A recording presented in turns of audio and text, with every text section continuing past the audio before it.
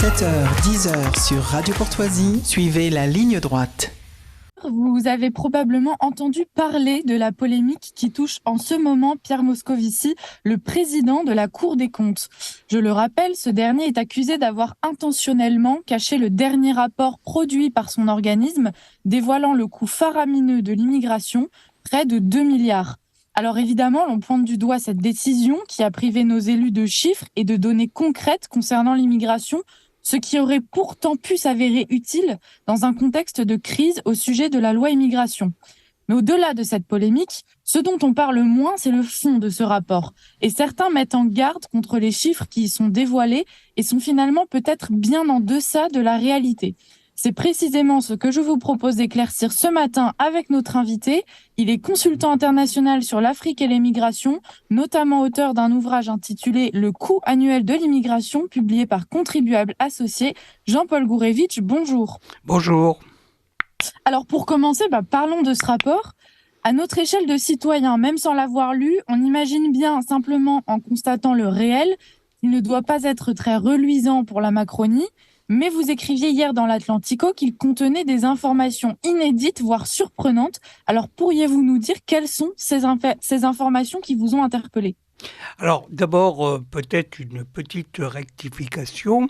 Il ne s'agit pas, quand vous parlez des 2 milliards, du coût de l'immigration, car le coût de l'immigration tel qu'il a été calculé par notre rapport sur le coût de l'immigration en 2023 est de 53,9 milliards d'euros. Il s'agit, pour la Cour des comptes, de mesurer le coût de la lutte contre l'immigration irrégulière. Donc elle arrive à 1,8 milliard, ce qui me paraît d'ailleurs, et je l'ai expliqué, sous-estimé. Alors pour revenir à votre question, effectivement, on peut se poser une question qui... Pourquoi, finalement, le président de la Cour des comptes, qui avait connu la délibération le 26 et 27 octobre et qui avait présidé le comité qui avait examiné ce pré-rapport le 7 novembre, a attendu le 4 janvier pour le publier. Alors, lui explique qu'il ne voulait pas inférer dans le débat public sur l'immigration, mais comme vous l'avez dit vous-même, il y a des informations qui auraient été très utiles pour les parlementaires et qui auraient évité justement de tomber dans les amalgames, dans les invectives.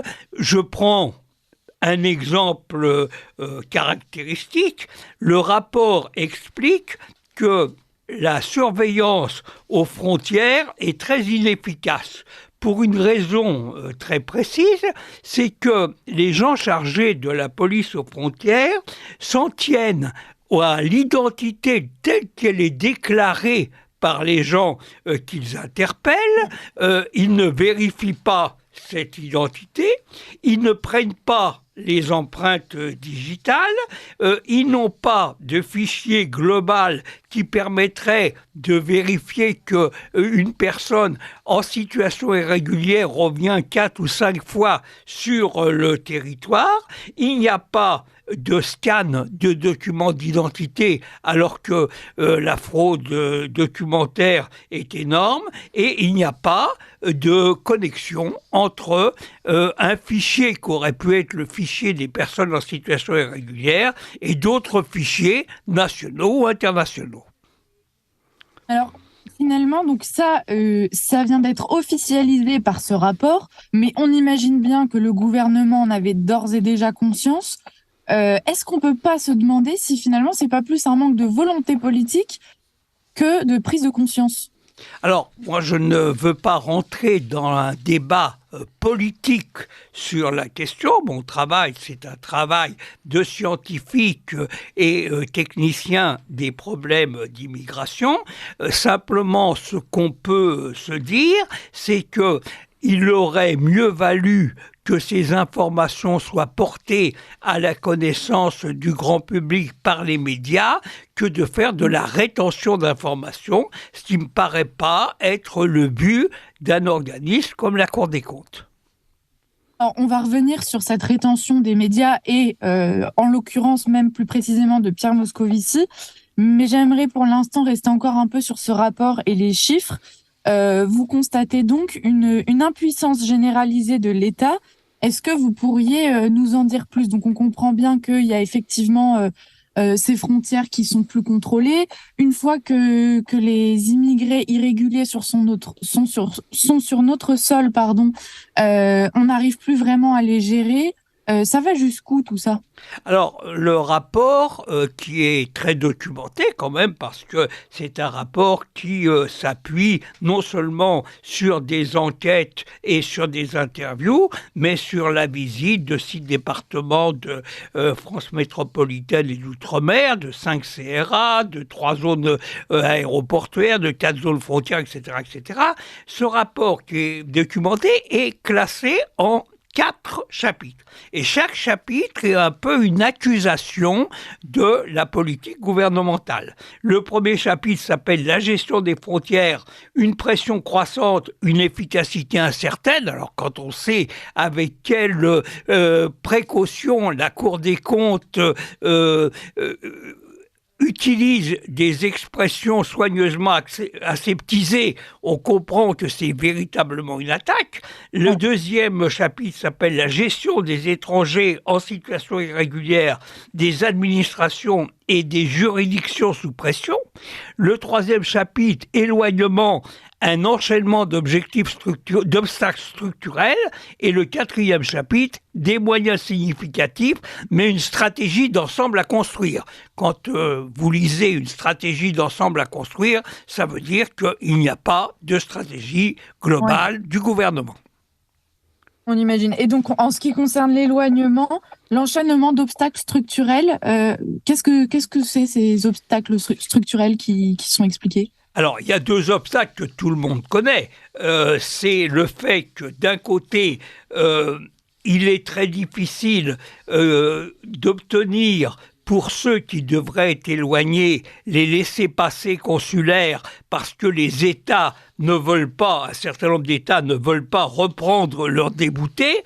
Ça, c'est classique. Le deuxième point qui est relativement classique aussi, c'est que beaucoup de migrants ont détruit leur papier d'identité, donc il est difficile de savoir d'où ils viennent. Et puis il y a un obstacle un peu nouveau, c'est-à-dire le refus d'embarquer du migrant ou le refus du pilote de convoyer ce migrant jusqu'à son pays d'origine. Et là, la Cour des comptes fait observer que si le ministère de l'Intérieur disposait d'un avion qui était spécifiquement dédié à ces retours, eh bien, on n'aurait pas ce type de problème. J'ajoute que on a quand même un paradoxe que l'État et les collectivités locales subventionnent des associations de défense de migrants en situation irrégulière qui agissent contre lui-même, c'est-à-dire contre l'État. On finance en quelque sorte des gens, l'État finance des gens qui luttent contre lui. Alors, on a aussi ce cas d'un clandestin qui a été renvoyé, donc qui était sous OQTF, qui a été renvoyé dans son pays d'origine, où il devait être jugé. Alors, je ne sais plus quel pays était-ce, mais c'était un pays d'Europe de l'Est. Oui. Et alors, la France a été condamnée par l'Union européenne parce que ça ne respectait pas les droits de l'homme, le droit international. Et donc, la France a dû, à ses frais, aller récupérer ce clandestin pour le ramener sur son territoire. Est-ce que l'Europe peut également être considérée comme un frein donc dans cette lutte contre l'immigration irrégulière? Et est-ce que cette donnée a été également prise en compte dans le rapport? Alors, le rapport laisse de côté, malheureusement, tout ce qui relève de la politique européenne ou de l'absence de politique européenne en matière migratoire. Et l'exemple que vous avez donné montre très bien que quand la Cour européenne des droits de l'homme juge ou s'empare d'un dossier où en droit elle a peut-être raison, mais en fait, on aboutit à des situations complètement rocambolesques puisque on expulse des gens qu'on est obligé de rapatrier et de leur verser en plus des dommages-intérêts. Donc là, on a une structure, la Cour européenne des droits de l'homme, qui n'est pas du tout articulée sur le réel, qui n'est articulé que sur des textes juridiques et qui ne prend pas en compte les difficultés ponctuelles des pays en matière d'éloignement ou de rapatriement des personnes en situation irrégulière. Alors, on comprend bien donc tous ces freins et toutes ces incapacités de l'État à pouvoir gérer cette crise, pour l'instant du moins. Il y a autre chose dans ce rapport, et il me semble que vous le soulignez justement dans ce fameux article de l'Atlantico, c'est la quantification de l'immigration. Il me semble donc que le rapport se base sur le nombre de personnes bénéficiant de l'AME. Est-ce que ce chiffre est fiable? Est-ce qu'il n'aurait pas fallu en considérer d'autres? Alors, vous savez que la détermination du nombre de migrants irréguliers est extrêmement difficile et les estimations vont de 400 000 à 1 milliard, de 400 000 à 1 500 000. Bon. La plupart des chercheurs considèrent qu'il y a entre 600 000 et 800 000 migrants en situation irrégulière. Certains vont jusqu'à 900 000.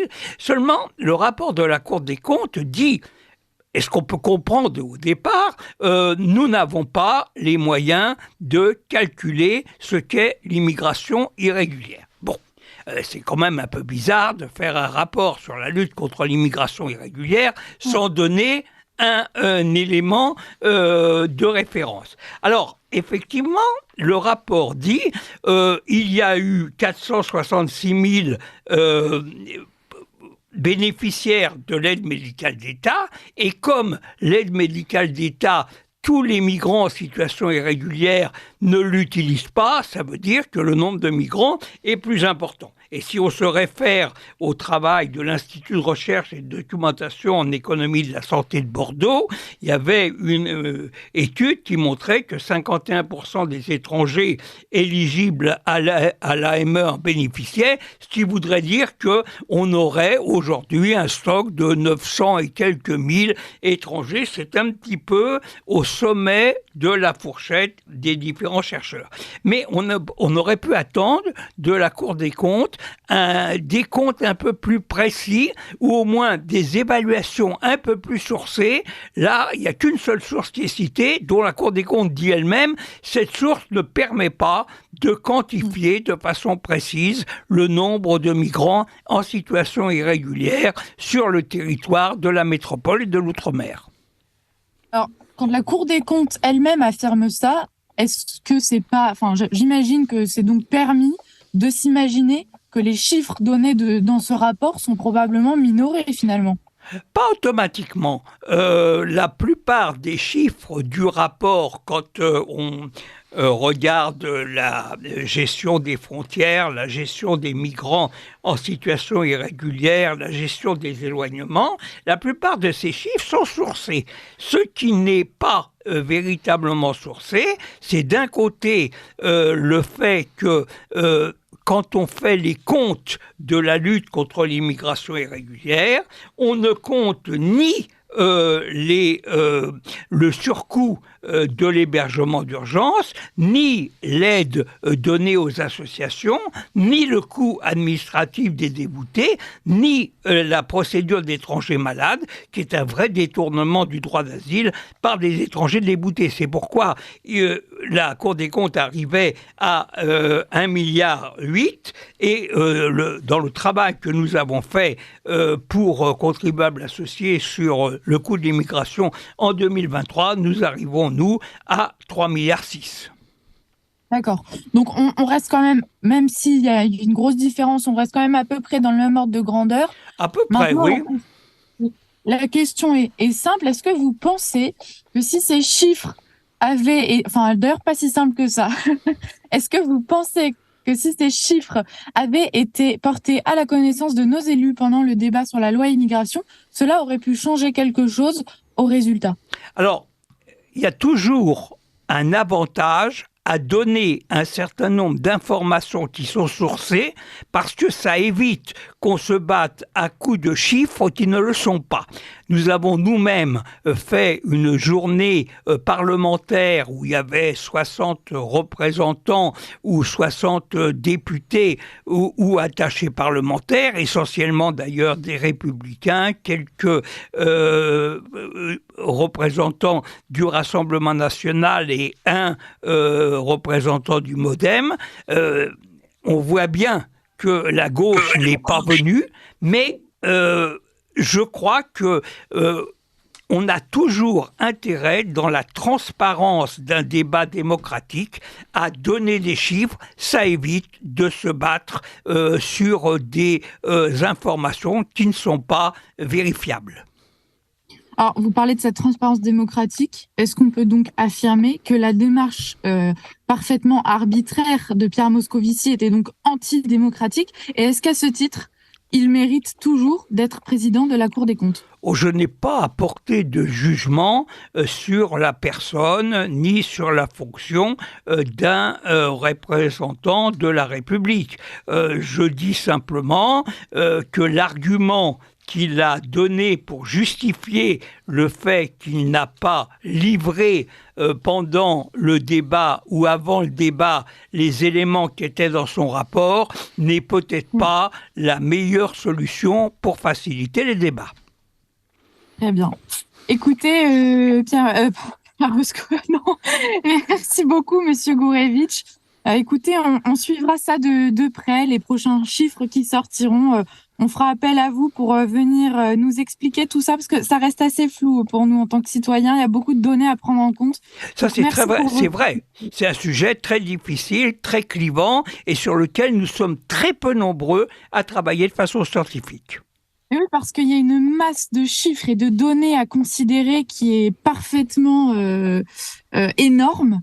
Et donc, ça reste très flou quand, en fait, c'est pas notre métier de nous plonger dedans. Et peut-être que, d'ailleurs, les politiques en jouent aussi, d'ailleurs. Voilà, c'est pour ça aussi qu'on fait les études. Écoutez, merci beaucoup, Monsieur Gourevitch. On compte sur vous encore pour mener à bien vos travaux. Et puis, on vous retrouvera très vite, j'en suis sûre, à notre antenne. Merci beaucoup. Merci Liselotte Dutreuil, merci Jean-Paul Gourevitch. Je rappelle, vous êtes consultant international sur l'Afrique et l'immigration, auteur de La France en Afrique, 5 siècles de présence, vérité et mensonge aux éditions Acropole. Et puis L'Harmattan, aux éditions L'Harmattan. Et puis de ce livre, Images et bons points de notre école aux éditions Métive. On vous réinvitera pour en parler plus profondément. Merci à vous et à très vite.